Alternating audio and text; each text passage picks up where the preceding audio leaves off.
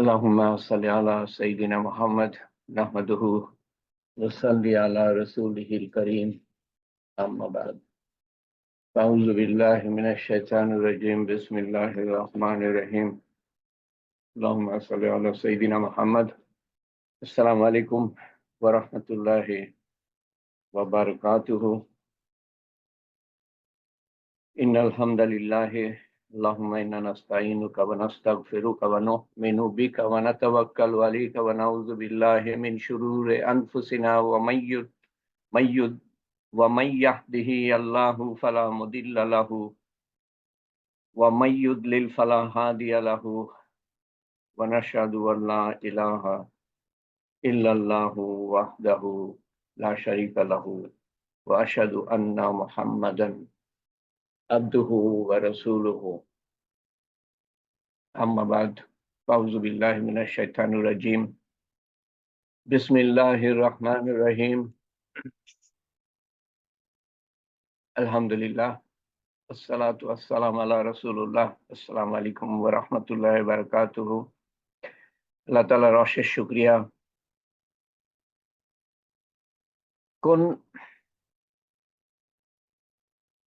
কিসের জন্য কোন দিক দিয়ে শুকরিয়া আদায় করব? চারিদিক দিয়ে আমরা নিমজ্জিত আল্লাহর নেয়ামতে, এবং সবচেয়ে বড় নেয়ামত হলো যে আল্লাহ তাআলা আমাদেরকে রাসূলুল্লাহ সাল্লাল্লাহু আলাইহি সাল্লামের উম্মত হিসাবে পাঠিয়েছেন। সবচেয়ে বড় নিয়ামত, যে নিয়ামতের কারণে আমাদের উপাধি, টাইটেল ডাক্তার, ইঞ্জিনিয়ার না, জজ, ব্যারিস্টার না। আমাদের টাইটেল হলো যে আমরা দূত, মেসেঞ্জারের মেসেঞ্জার। রাসূলুল্লাহ সাল্লাল্লাহু আলাইহি সাল্লাম ছিলেন মেসেঞ্জার, আমরা হলাম তার মেসেঞ্জার। এই কথা দিয়ে শুরু করছি, ইনশাআল্লাহ এই কথা দিয়ে শেষ করব। হজের পর্ব যা আমি আশা করি আজকে শেষ করে দিব। হজের পর্বটা শেষ হলে পরে এই কথার উপরে শেষ করব। আমি আসলে বুঝতে পারি নাই যে হজ সম্বন্ধে বাকি কথাগুলা, হজের করণীয় কিছু জরুরি কথা যেগুলা হয়তো বা মুআল্লিমরা বলবেন না, কারণ হজ করতে অনেক কিছু তাদের বলতে হয়।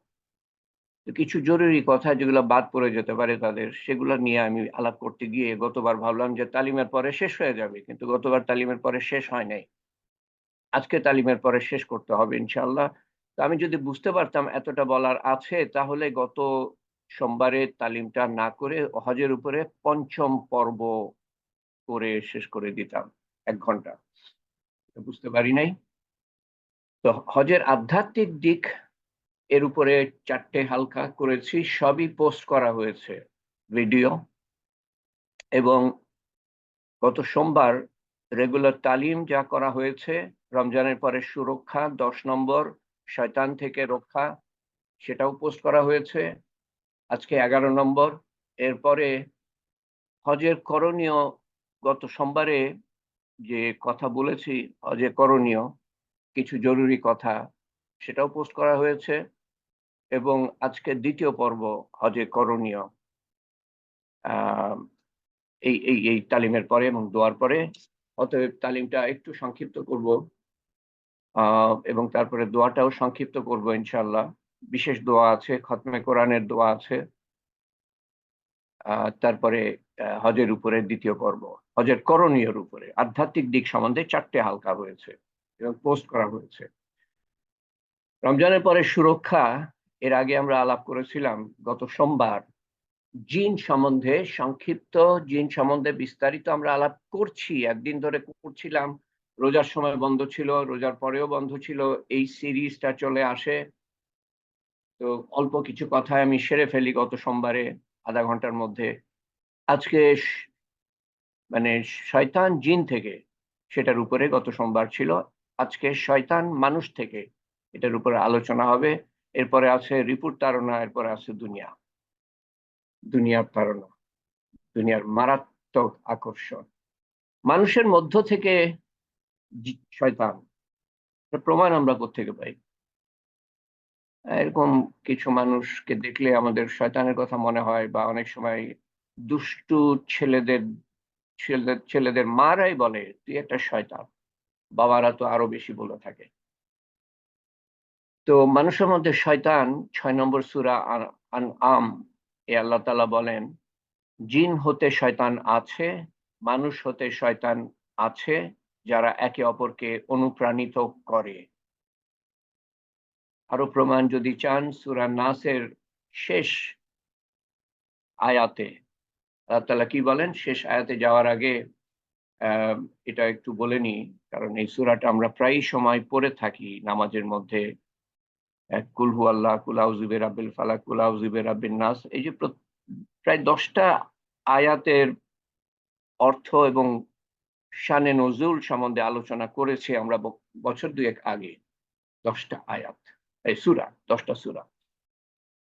এবং তারপরে আমি বারবার ওগুলা পোস্ট করেছি অর্থগুলা বারবার, এবং তারপরে ইদানিং উচ্চারণগুলো আমি মধ্যে মধ্যে 3 মাসে একবার পোস্ট করার চেষ্টা করি, উচ্চারণ সহ অর্থ ভিডিও, যাতে করে যেই সূরাগুলা ছোট ছোট সূরাগুলা আমরা বেশি পড়ে থাকি নামাজে, সেগুলো আমরা শুদ্ধভাবে উচ্চারণ করতে পারি, অর্থ সহ উচ্চারণ করতে পারি, তেলাওয়াত করতে পারি নামাজের মধ্যে। নামাজ আরো সুন্দর হয়, মনোযোগ আরো বেশি থাকে।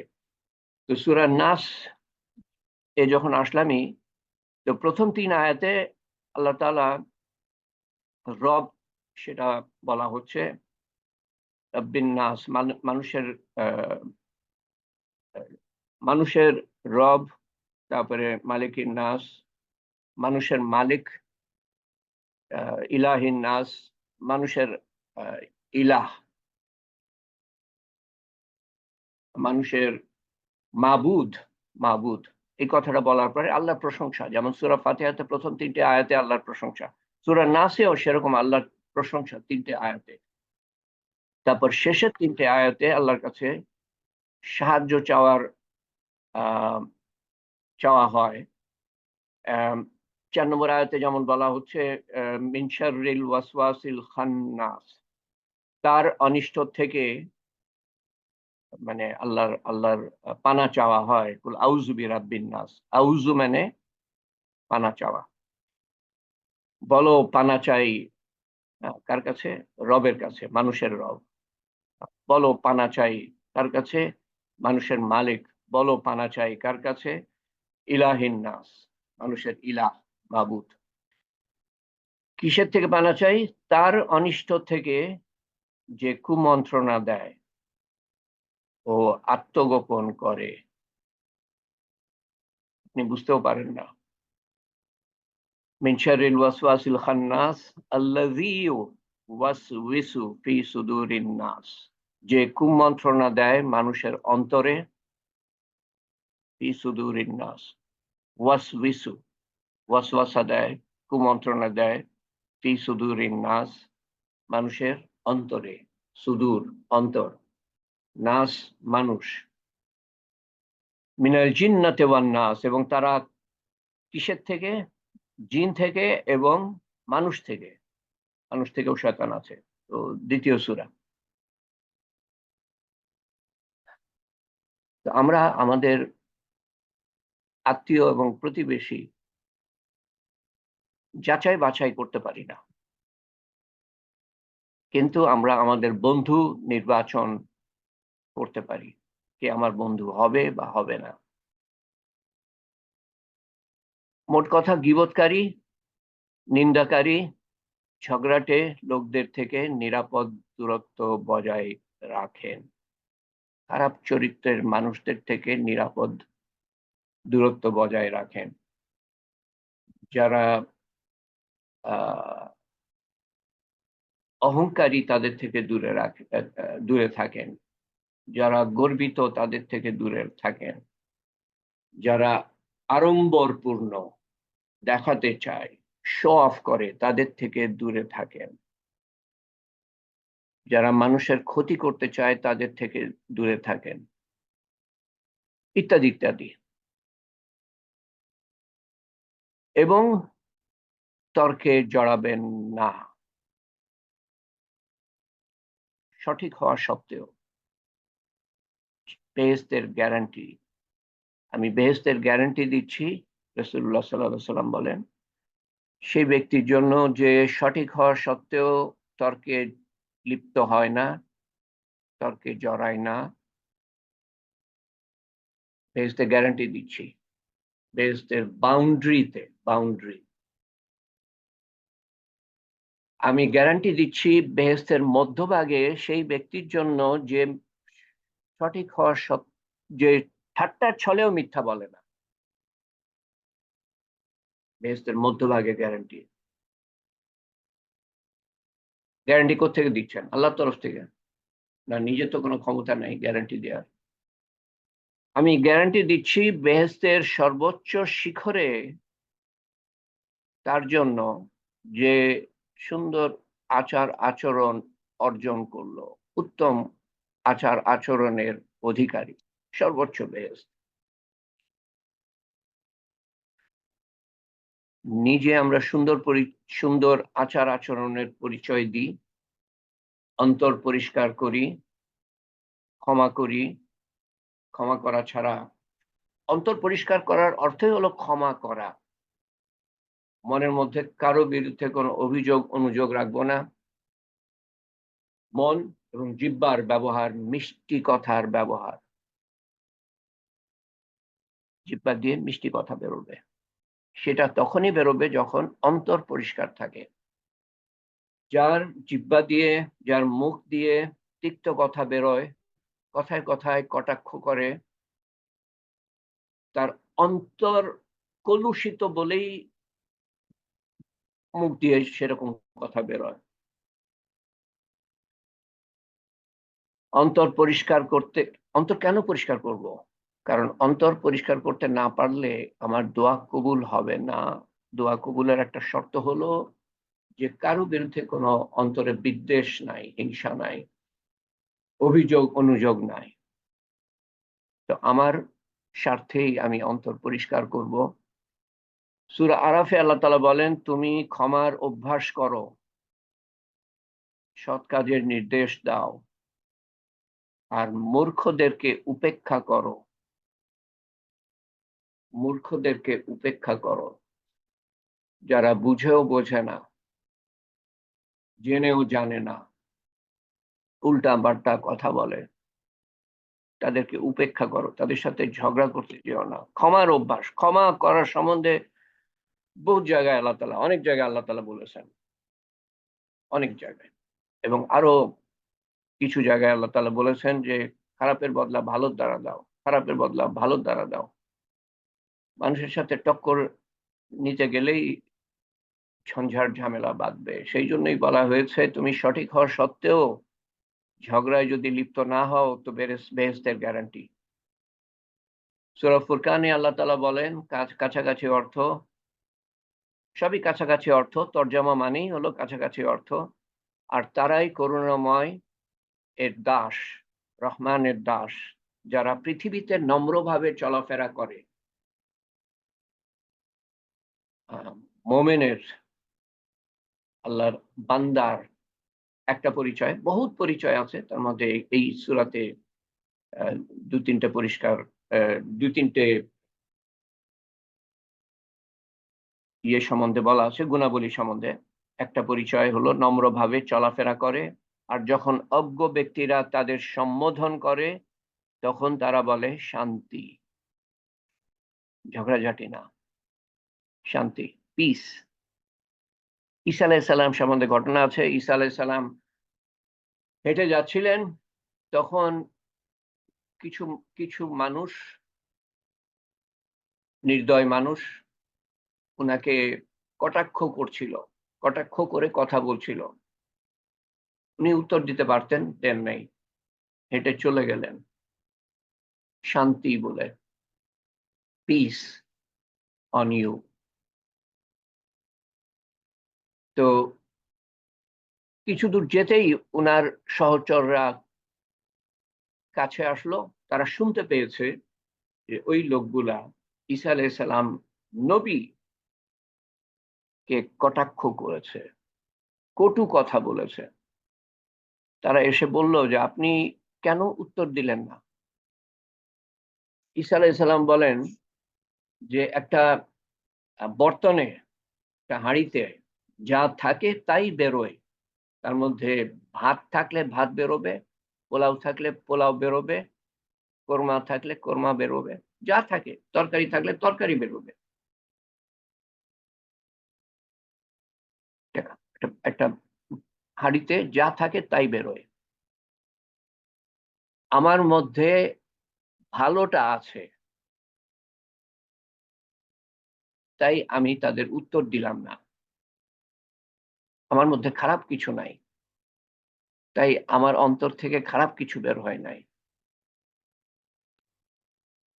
এই ঘটনাই যথেষ্ট আমাদের জন্য, মানুষের সাথে কিভাবে ব্যবহার করতে হবে, বিশেষ করে যারা যারা বক্র প্রকৃতির, বাঁকা প্রকৃতির।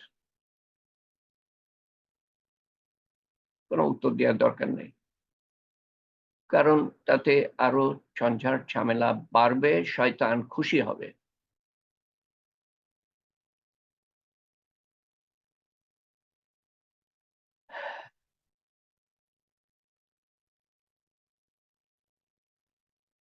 কোরআন শরীফের ৫ নম্বর সূরায় আল্লাহ তাআলা বলেন তিনটে আয়াতে, তোমাদের একমাত্র অভিভাবক হলেন আল্লাহ,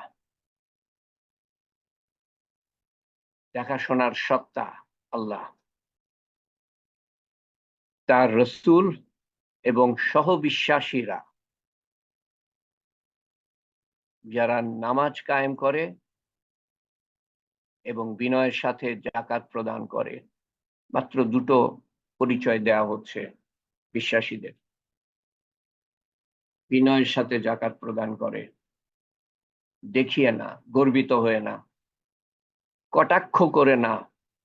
যে ব্যক্তি আল্লাহ, তার রাসূল ও মুমিনদের সাথে মিত্রতা স্থাপন করে, আল্লাহ, তার রাসূল এবং মুমিনদের সাথে মিত্রতা স্থাপন করে, এখানে আল্লাহও এর মধ্যে জড়িত, মিত্রতার সাথে জড়িত, তবে অবশ্যই যেন আল্লাহর দলই বিজয়ী হবে।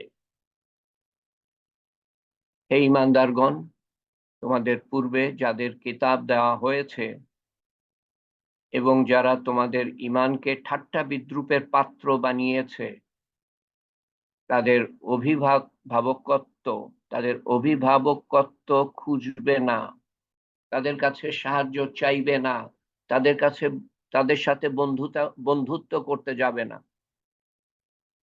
আর আল্লাহকে ভয় করো যদি তোমরা সত্যিকারের ঈমানদার হও। বন্ধুত্ব খুঁজবে না, বন্ধুত্ব করতে যাবে না যারা ঈমানদার না। এবং সেটা কখন হবে? যখন আমাদের মধ্যে ঈমান থাকবে, আল্লাহর ভয় থাকবে।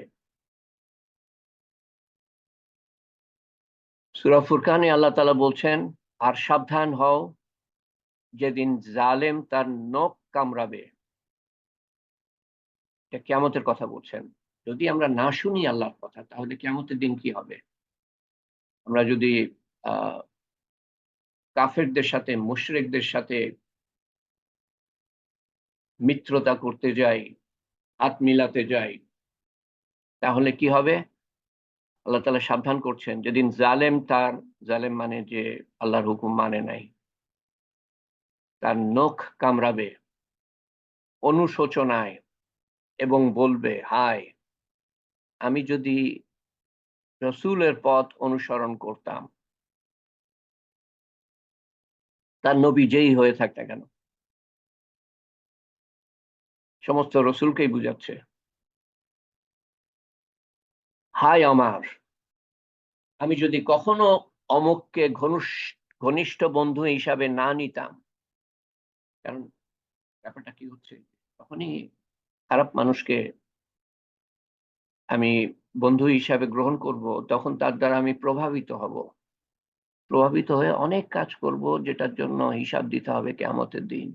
কঠিন কঠিন সময় আসবে, সেই জন্য অনুশোচনা করবে, অনুতাপ করবে, করে কোনো লাভ হবে না সেই দিন।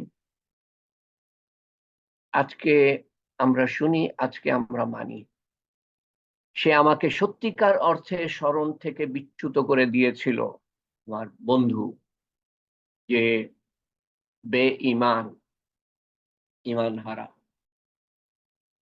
বিচ্যুত করে দিয়েছিল আমার কাছে বাণী পৌঁছানোর পর। ও বাণী এসছে আমার কাছে, কিন্তু তার প্রভাবে পড়ে আমি কত আল্লাহর নাফরমানি করেছি। আর শয়তান সব সময় মানবতার সাথে বিশ্বাসঘাতকতা করেছে। শয়তান ব্যবহার করে, জিনের মধ্যে থেকে শয়তান মানুষকে ব্যবহার করে, মানুষের মধ্যে থেকে শয়তান বানায়, যাতে যারা নেক কাজ করতে চায় তাদেরকে বিচ্যুত করতে পারে, ধ্বংস করতে পারে।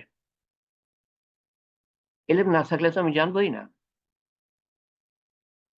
শুধু নামাজ নিয়ে থাকবেন আপনি, এলেম শিখবেন না? আর এলেম তো ফরজ। নামাজ কেন পড়ছেন? ওটা ফরজ। এলেম কেন শিখবেন? ওটাও ফরজ। কারণ এলেম না শিখলে আপনি জানবেনই না যে নামাজের বাইরে আর আমার কি কাজ আছে। কবরে মৃত্যুর সময় আফসোস হবে। নামাজ ৫ ভাগের ১ ভাগও না ইসলামের। আমাদের বন্ধুদের আমাদের উপর অনেক প্রভাব আছে, এবং তাদের চাপে পড়ে আমি এমন কিছু করে বসতে পারি যার জন্য আমাকে আ আফসোস করতে হবে হবে। তো এজন্য কাকে আমি বন্ধু হিসাবে গ্রহণ করছি সে ব্যাপারে সচেতন থাকতে হবে, সতর্ক থাকতে হবে। কারণ আস্তে, আস্তে ধীরে, ধীরে তারা আমাদেরকে প্রভাবিত করে এমন কিছু করিয়ে বসবে যে জন্য আফসোসের সীমা থাকবে না। আমরা বোঝার আগেই ক্ষতি সাধিত হবে।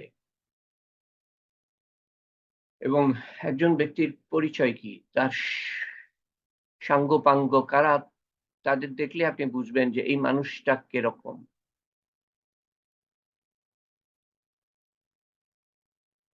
পাখিরা কিন্তু একই ধরনের পাখি একসাথে থাকে। একই ধরনের মানুষ একসাথে থাকে। ভালো মানুষ ভালো মানুষের সাথে থাকে, খারাপ মানুষ খারাপ মানুষের সাথে থাকে। তো একজন ব্যক্তি যে সঙ্গ রাখে তার দ্বারা সে পরিচিত হয়। হ্যাঁ, কখনো, কখনো এরকম প্রয়োজন পড়তে পারে যে একটা ভালো মানুষ কিছু খারাপ মানুষের সাথে মিশলো তাদের তাদের পরিবর্তন করার জন্য ধীরে, ধীরে। কিন্তু এই ভালো ভালো মানুষটাকে যথেষ্ট মজবুত হতে হবে ঈমানের দিক দিয়ে এবং গুণাবলীর দিক দিয়ে, আল্লাহর হুকুম মানার দিক দিয়ে, যাতে করে সে ধীরে, ধীরে তাদেরকে পরিবর্তিত করতে পারে। কিন্তু যদি আস্তে, আস্তে দেখে সময়ের আবর্তে যে কাজ হচ্ছে না, তখন তাদের প্রভাবকে প্রতিহত করার মতো শক্তি থাকতে হবে এবং তাদের প্রভাবকে প্রতিহত করে দূরে সরে আসতে হবে যদি কাজ না হয়। কারণ নাহলে আমি তো আগুনে পুড়ে, আমি তো সে আগুনের তাপে ছাই হয়ে যাব। আমি ধ্বংস হয়ে যাব। আমাকে দূরে সরে আসতে হবে। সাধ্যমত চেষ্টা করার পরে যদি কাজ না হয়। এই হাদিসটা থাক। সূরা আল আনাম এ আল্লাহ তাআলা বলেন, এবং যখন তুমি তাদের সাথে দেখা করবে যারা আমার আয়াতগুলোকে উপহাস করে, তাদের সাথে বসবে না যতক্ষণ না তারা অন্য বিষয়ে লিপ্ত হয়। কোনো একটা গ্রুপের সাথে আমি পরিচিত হলাম। কথা বলতে গিয়ে আমি দেখলাম যে তারা যে কথা বলছে সব আল্লাহর আদেশের বহির্ভূত। এটা বুঝতে হলেও আমাকে আমার এলেমের প্রয়োজন। তাদেরকে উপদেশ দিতে হলেও আমার এলেমের প্রয়োজন। তো যখন আমি বুঝতে পারি, তো তাদেরকে আমি বোঝাবার চেষ্টা করি যে এই কথাগুলা ঠিক না। হিকমতের সাথে, বুদ্ধিমত্তার সাথে, বিজ্ঞতার সাথে। সে বিজ্ঞতা থাকতে হবে, সে জ্ঞান থাকতে হবে। তো তারা যদি বিষয় পরিবর্তন না করে, আমার সেখান থেকে চলে আসা উচিত। আল্লাহ তাআলা হুকুম দিচ্ছেন। আ তাদের সাথে বসবা না যতক্ষণ না তারা অন্য বিষয়ে লিপ্ত হয়। শয়তান যদি তোমাকে ভুলিয়ে দেয়, এবং আমি কারো সাথে বসে গেলাম, শয়তান ভুলিয়ে দিয়েছে, তবে একবার মনে পড়লে জালেমদের সাথে বসতে যেও না, উঠে চলে আসো। আল্লাহর হুকুম। তো শেষের কিছু কথা, ঝগড়ায় জড়াবেন না, মূর্খদের উপেক্ষা করতে গিয়ে নিজেকে উত্তম মনে করবেন না। মানে মূর্খদের থেকে সরে আসবেন, কিন্তু এটা মনে করবেন না যে আমি উত্তম ওদের থেকে। এটা ঢুকিয়ে দেওয়ার চেষ্টা করবে শয়তান, নিজের মধ্যে গর্ব, অহংকার। আহ, অহংকারী, কালকে আমি চিন্তা করছিলাম যে আচ্ছা, এই কথাটা এত শক্ত কথা আল্লাহ তাআলা বলছেন, বা হাদিসে বলা আছে যে যার মধ্যে এক বিন্দু অহংকার আছে সে বেহেশতে যাবে না। কি জন্য এক বিন্দু অহংকার থাকলে বেহেশতে যাবে না? আমার কাছে হঠাৎ মনে হলো কথাটা। এই জন্য যে অহংকার থাকলে, অহংকার মানে কি, যে কোনো কিছুর ব্যাপারে আমার অহংকার, আমার অমুক কিছু আছে, সেটা আমার শক্তি হোক, শারীরিক সৌন্দর্য হোক, বা সম্পদ হোক, বা কানেকশন হোক, বা ক্ষমতা হোক, বা মেধা হোক, বা দক্ষতা হোক, বা ডিগ্রি হোক, বা খ্যাতি হোক, কিছু আমার আছে, সেটার জন্য আমি অহংকার করি। এটাই তো অহংকার, আমার আছে অন্যদের নাই। তো এটা হলো, এটারও পরিচয় যে আল্লাহ তাআলা যে দিয়েছেন আমাকে, কোনো কিছু যদি থাকে আমার কাছে, কোনো যোগ্যতা আল্লাহ তাআলা দিয়েছেন, সেটা স্বীকার করা হচ্ছে না। আমি যেন অর্জন করেছি, কিন্তু আসলে দিয়েছেন আল্লাহ তাআলা। হুম। এবং শুধু সেখানেই থেমে থাকবে না, আল্লাহর প্রতি কৃতজ্ঞতা নাই, শুধু সেখানেই থেমে থাকবে না। আমি অন্যদের কটাক্ষ করব, অন্যদের সাথে খারাপ ব্যবহার করব, অন্যদেরকে আঘাত করব, অন্যদের হক আদায় করব না, নিজেকে বড় মনে করব। কত কিছু করে ফেলতে পারি, এবং ওই সবকিছু মিলিয়ে যে অবস্থা দাঁড়াবে আমার কিয়ামতের দিন, আমাকে দোজখে যেতে হবে। এইজন্য বলা হয় যে অহংকার, গর্ব, অহংকার যার মধ্যে থাকবে সে বেহেশতে যাবে না। তার মানে এই না যে কোনদিন যাবে না। তার যদি নেক আমল থেকে থাকে, তো সেটার কারণে একদিন না একদিন আল্লাহ তাআলা মেহেরবান হয়ে তাকে দোজখ থেকে বেহেশতে নিবেন বলে বলা আছে। আল্লাহ তাআলা ভালো জানেন। তো মূর্খদের উপেক্ষা করতে গিয়ে নিজেকে উত্তম মনে করবেন না। আমি কিছুই না, নগণ্য, নগণ্য প্রত্যেক আমলে। নামাজ পড়ি, আর ঘরের মধ্যে যা কিছু করি, আর বাইরে যা কিছু করি, আর যাকাত দিই, আর মানুষের ভালো করি, আমি কিছুই না, আল্লাহ তাআলা তৌফিক দিয়েছেন। আর অন্যের আছে, সে ব্যাপারে যেন হিংসা বিদ্বেষ না হয়। অন্যদেরকেও আল্লাহ তাআলা দিয়েছেন। আমাকে দেন নাই, অন্যদের দিয়েছেন, আল্লাহ তাআলাই দিয়েছেন। তাদের কোনো বড়ত্ব মহত্ব নাই। আল্লাহ তাআলা দিয়েছেন। তো আল্লাহ তাআলার ইচ্ছার বিরুদ্ধে আমি যেন কাউকে হিংসা বিদ্বেষ করতে না যাই। আমি খুশি থাকি আল্লাহ তাআলা আমাকে আখিরাতে দিবেন। আর যাকে দিয়েছেন তার হিসাব নিবেন। তার হিসাব হবে। হুম, তাকে হিসাব দিতে হবে। তাকে যে দিয়েছেন আল্লাহ তাআলা, আমাকে দেন নাই, আমাকে হিসাব দিতে হবে না। এটা তো বড় সুখবরের ব্যাপার। কিয়ামতের দিন বুঝবেন। তো মূর্খদের উপেক্ষা করতে গিয়ে নিজেকে উপেক্ষা না করা, আসলে তাদের থেকে দূরে সরে আসা এবং তাদের জন্য দোয়া করা। উপদেশ দেওয়া কাজ হলো না, দোয়া করা। আর বিশেষ করে আত্মীয়স্বজন হলে তো একেবারে ছেড়ে দিতে পারি না। দূরে থেকে তারপরে দাওয়াত দেওয়ার চেষ্টা করি। ভালোর দিকে আনার চেষ্টা করি।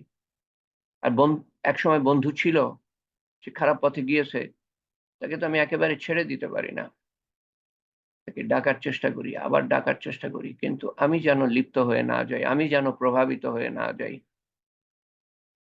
মূর্খদের সাথে তর্কে জড়িয়ে নিজেকে মূর্খতার পরিচয় দিবেন না। নিজের মূর্খতার পরিচয় দিবেন। তর্কে তর্কে যাবেন। তাকে আপনি, তার সাথে তর্ক করতে যাচ্ছেন, তার সাথে শয়তান আছে। তার মনের মধ্যে এমন উত্তর বের করে দিবে, এমন কিছু খাড়া করবে, যুক্তি খাড়া করে দিবে, আপনি উত্তরই দিতে পারবেন না, এলেম না থাকলে। সৎসঙ্গে স্বর্গে বাস, আমি বেশ বাস করেছি সেই কথাটা। অসৎ সঙ্গে সর্বনাশ। তালিম হালকা যদি থাকেন, যদি না থাকেন তাহলে ফেসবুক গ্রুপ বানান দেয়া আছে বাম দিকে নিচে, বের করে মেম্বার রিকোয়েস্ট পাঠালে সোমবার, বুধবার, শুক্রবার 3 দিন তালিম হয়, একই সময় শুরু হয়, এই নোটিশ পাবেন। এবং অন্যদিন কোরআন এবং হাদিসের আয়াত তুলে ধরা হয়,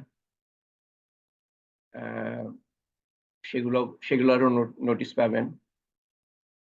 এই সূরাটা গতবার পড়েছিলাম, আবার পড়ছি।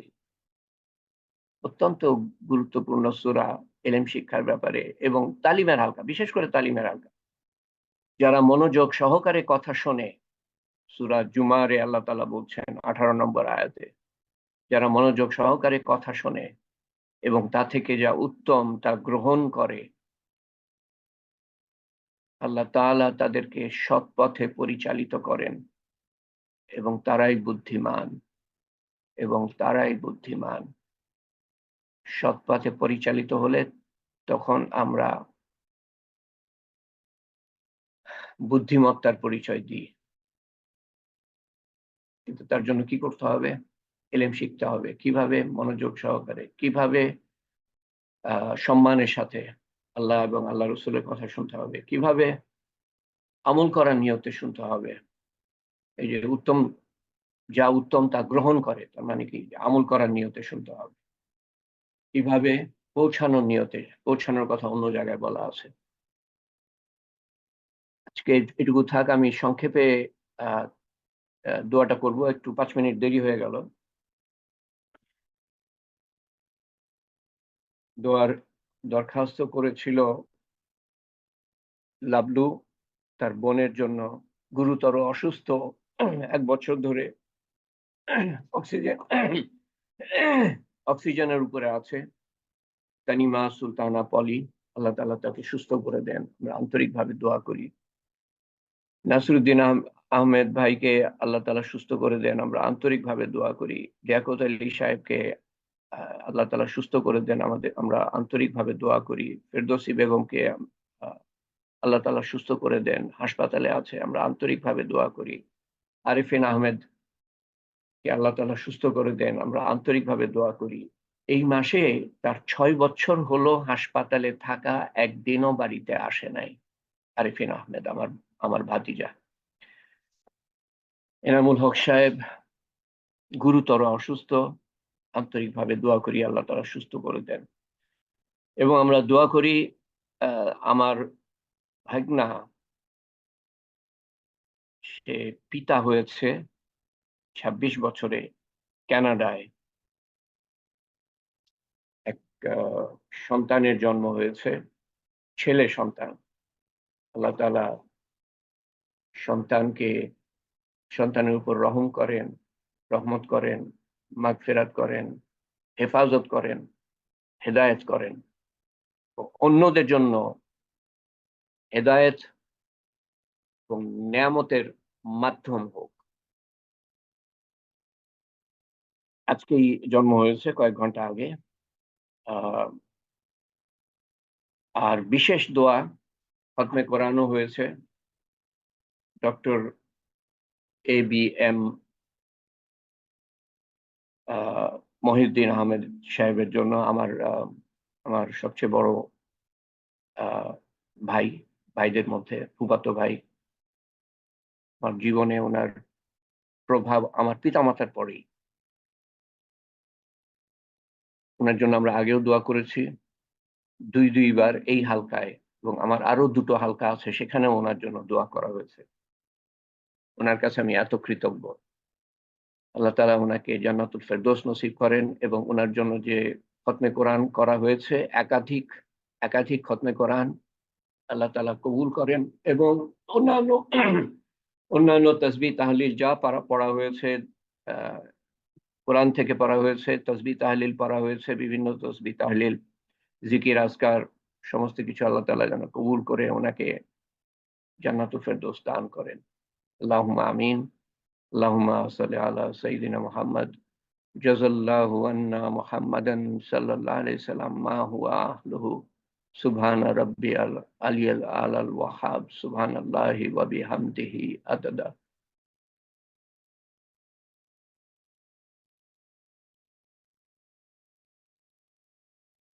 আদাদা খালকিহি ওয়া রিযা নাফসি ওয়া জিনাতা আরশি ওয়া মিদাদা কালিমাতিহি আল্লাহুম্মা আসআলুকা মিন খাইরি মা সালাকা মিনহু নাবিয়্যুকা মুহাম্মদ সাল্লাল্লাহু আলাইহি ওয়াসাল্লাম ওয়া নাউযু বিকা মিন শাররি মা ইসতাযআকা মিনহু নাবিয়্যুকা মুহাম্মদ সাল্লাল্লাহু আলাইহি ওয়াসাল্লাম আনতাল মুস্তাআনু ওয়া আলাইকাল বালাগ ওয়া লা হাওলা ওয়া লা কুওয়াতা ইল্লা বিল্লাহিল আলিয়্যিল আযীম। রব্বানা আল্লাহ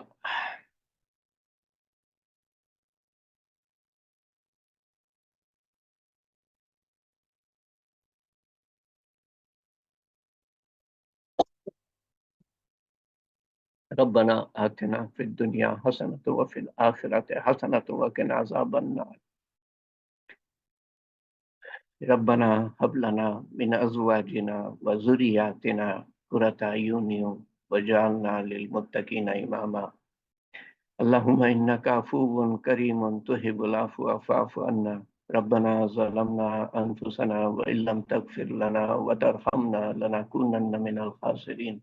ربنا لا تزغ قلوبنا ربنا لا تزغ قلوبنا ربنا لا تزغ قلوبنا بعد إذ هديتنا وهب لنا من لدنك رحمة إنك أنت الوهاب.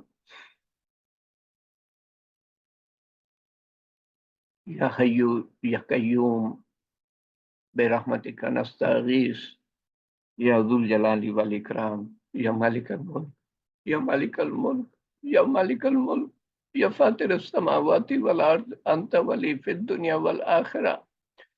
يا فاطر السماوات والأرض أنت ولي في الدنيا والآخرة. يا فاطر السماوات والأرض أنت ولي في الدنيا والآخرة. হে পাক পরবর্তীগার, তুমি আমাদেরকে ব্যক্তিগতভাবে যা কিছু আমল করার তৌফিক দিয়েছো আল্লাহ, সমস্ত কিছুর এবং এবং তেলাওয়াত করার, তসবিহ তাহলিল যা কিছু আমল করার তৌফিক দিয়েছো এবং সমষ্টিগতভাবে যা কিছু বলার ও শোনার তৌফিক দিয়েছো আল্লাহ, এক অধ্যায় এলেম শিক্ষা করলে হাজার রাকাত নফল নামাজ পড়ার থেকে উত্তম, এরকম হাদিস আমাদের কাছে পৌঁছেছে। এক অধ্যায় এলেম শিক্ষা করতে যে সময় লাগে তার থেকে 4-5 গুণ বেশি সময় আমরা ব্যয় করেছি আল্লাহ তোমার কথা, তোমার হাবিবের কথা বলা এবং শোনার মধ্যে। হে পাক পরবর্তীগার, সমস্ত কিছুর ভুল ভ্রান্তি সংশোধন করে এই যে আমরা এতজন আছি, কতজন আছি তুমি জানো আল্লাহ, সবার শোনার মিলিত সওয়াব তুমি কবুল করে রাসূল করিম সাল্লাল্লাহু আলাইহি সাল্লামের রূহ মুবারকে পৌঁছে দিও। রূহ মুবারকের কাছে পৌঁছে দিও এবং যার জন্য তেলাওয়াত করা হয়েছে, তসবিহ পড়া হয়েছে আল্লাহ, জিকির আজকার করা হয়েছে, আমার ভাই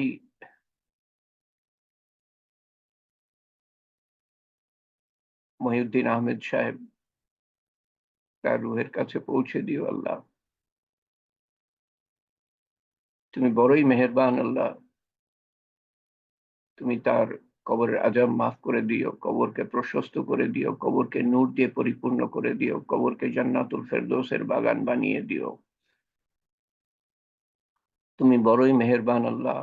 সেই সাথে আমাদের আপনজন, প্রিয়জন, নিকটজন যারা, তাদের কাছেও পৌঁছে দিও সমস্ত কিছুর সওয়াব। আমাদের মুরব্বিয়ান যারা, আবু সাইদ চাচা ইন্তেকাল করেছেন, ওনার কাছেও পৌঁছে দিও। আমাদের সমস্ত মুরব্বিয়ানদের কাছে পৌঁছে দিও, বা আমাদের ছোট যারা কবরে আছে,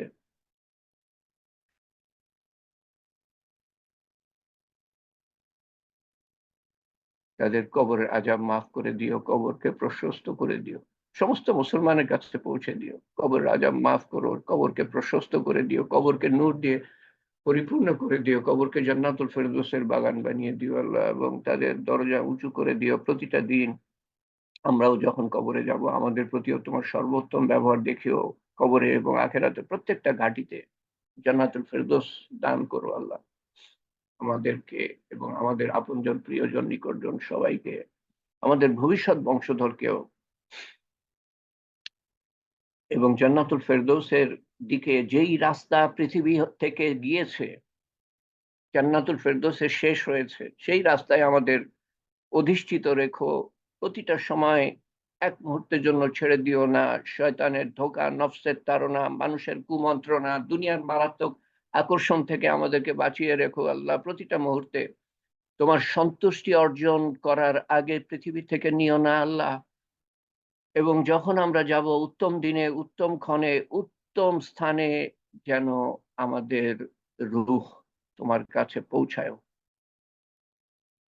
তোমার সন্তুষ্টি অর্জন করার পরে, কলেমা পাঠ করার পরে এবং শয়তানের শেষ চেষ্টা ব্যর্থ করে দেওয়ার পরে আমাদের কবুল করো আল্লাহ। আমাদের মনের আশা আকাঙ্ক্ষা কবুল করো। চাওয়া, বিপদ আপদ দূর করে দিও, অসুখ বিসুখ দূর করে দিও। আমাদের অন্তরে যাদের কথা আছে বিপদগ্রস্ত বা অসুস্থ বলে, তাদের বিপদ এবং অসুস্থতা দূর করো। আমাদের মধ্যে যারা যারা অসুস্থ সবাইকে তুমি সুস্থ করে দিও। সেই শারীরিক অসুস্থতা হোক বা আধ্যাত্মিক অসুস্থতা হোক, আমাদেরকে তোমার রহমতের চাদরে আবৃত রেখো এবং আমাদের ভবিষ্যৎ বংশধরকে, সমস্ত মুসলমানকে, তাদের ভবিষ্যৎ বংশধরকে, সমস্ত মানুষকে হেদায়েত দিও এবং তাদের যাদের কপালে হেদায়েত নাই তাদেরকে ধ্বংস করে দিও। তারা আমাদেরকে ধ্বংস করার আগে, ইয়া কাযিউল হাজাত, ইয়া রাফিউদ দারাজাত, ইয়া হালাল আল মুশকিলাত, ইয়া মুজিবুদ দাওয়াত, বিরহমাতিকা নাস্তাগীস, ইয়া আউয়ালাল আউয়ালিন, ইয়া আখিরাল আখিরিন, ইয়া আকরামাল আকরামিন, ইয়া রাহিমাল মাসাকিন, ইয়া জিল কুওয়াতাল মাতিন।